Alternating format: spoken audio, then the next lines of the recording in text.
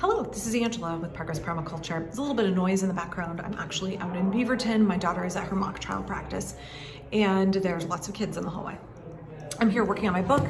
Thanks to everybody who leaves encouraging comments asking me how the progress is going. I have been working on it every Tuesday and Thursday. I have to bring B to Beaverton, and I have a couple of hours to quietly sit down and focus on working.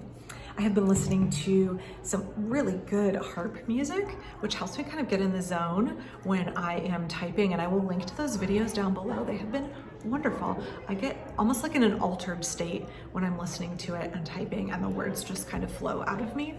So yeah, it's been helpful for me in needing to get into the zone, and maybe they'll be helpful for you as well.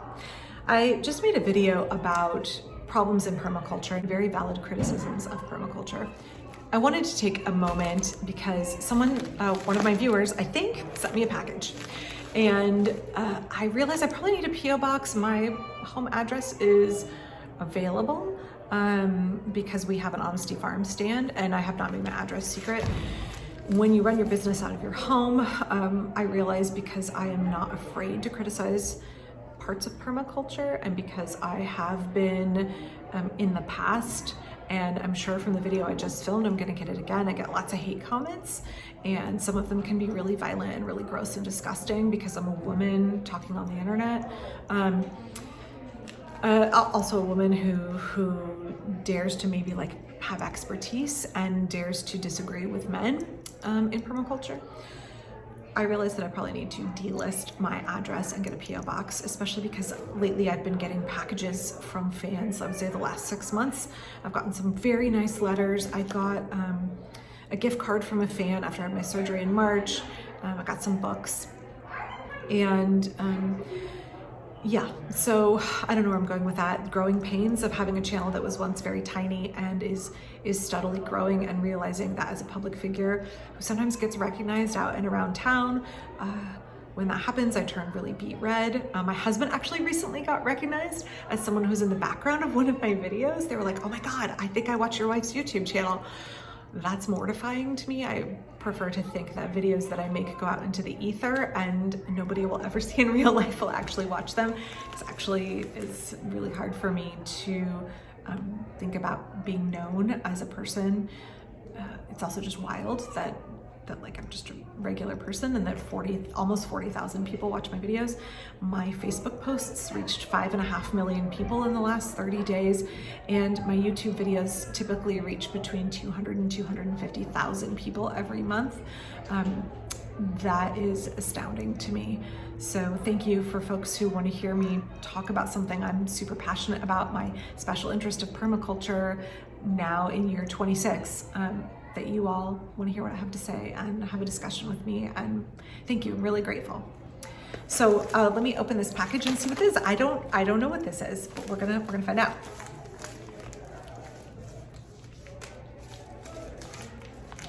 Well, we're gonna find out if I can manage to get it open.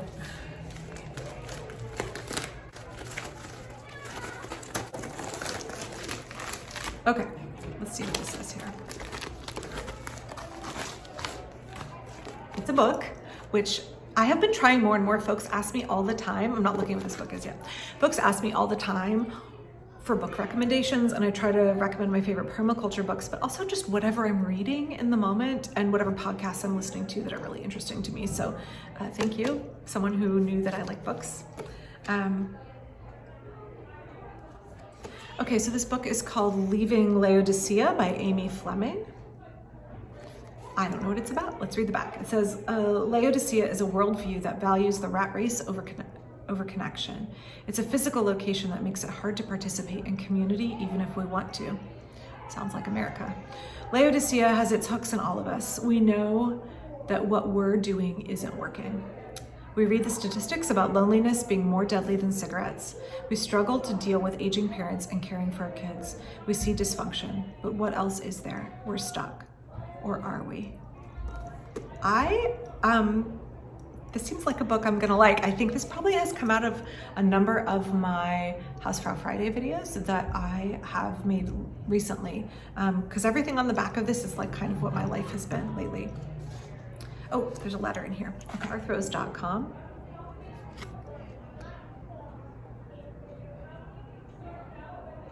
Oh, it's from the author.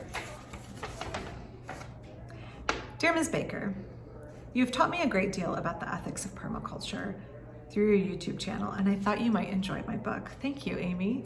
That's really thoughtful of you. The concept of regenerative community is extrapolated from regenerative agriculture. Amen, I agree with that. If we embrace new directions, we can see this world improve. I hope that you enjoy the book. Yours, Amy Fleming, AKA Hearthrose. Thank you, Amy. I am excited to read this. I will link to Amy's book down below. I haven't read it yet, so I just opened it. When I finish my chapter in my book that I'm writing right now, I think I will treat myself to the rest of the afternoon sitting down and starting to read this. I'll link to Amy's book in the description of this video, and hopefully I will come back with a book review when I am done with it. Thank you. I'm really moved that you thought to send me your book. As someone who's writing a book, I know how much this must mean to you to have taken your time and labor and a part of your soul to write this book. So I'm looking forward to reading it. Thank you. For those of you that are newer to permaculture, I hope that Amy's words really resonate with you. Regenerative community is something that we need. We have this epidemic of loneliness in America, particularly American men are extremely lonely and lacking support and friends and like confidants and true meaningful connection with other people. I see in the news all the time the epidemic of loneliness, and I think there's so much truth that permaculture is more than gardening. It's more than sustainable agriculture. It's more than regenerative ways of producing food and distributing it to people. Social permaculture is such a key element. We are social beings, and we can't grow and distribute our food and nourish each other's bodies through the things that we grow without being connected to each other. We don't do permaculture in isolation as much as, I think some modern, trickle of kind of toxic individualism and prepper mentality has seeped into permaculture, or permaculture has been kind of co-opted by those folks. As much as that has happened in recent years, permaculture recognizes and honors and facilitates human connection, and it doesn't try to dismiss the loneliness that we feel. It says, let's use our skills to design communities where people have the opportunity to connect. And I think it's more important than ever in a society where we are finding it increasingly more difficult to meet our basic needs, where we are fractured and isolated, where especially mothers raising children feel very lonely and feel they are very overwhelmed with the amount of work that they have to do all by themselves in a way that is utterly disconnected from other households. And somewhere inside of us, we know that's not how it's meant to be, right? I think anybody who is interested in social permaculture, who is interested in forming connections with other people and creating sustainable communities, knows that the way that individualistic American Western society is not how it's meant to be. I would encourage you to read some of the books on social permaculture, Libby McNamara's books, and I would encourage you to listen to some podcasts about intentional community and about forming those relationships. And I am looking forward to reading this book because I think it will fall in line with all of those areas that really interest me as I get older and older. The parts of permaculture that I find the most pressing, the most fascinating, the most crucial to understand and implement are the parts of social permaculture that I think can get left by the wayside by some other folks who can get kind of hyper-focused on the food production. So thanks again, Amy, for this book. I will do a book review of it when I have finished. And thank you all for watching this impromptu bonus video today. I hope there wasn't too much kid noise in the background. Lots of children, which is what you have when you live in community and you are inclusive. I kind of love, now that my kids are older, having voices of all these little kids outside and in the hallway. I miss being around little kids. Please don't forget to click like and subscribe, and I'll be back real soon. Bye-bye.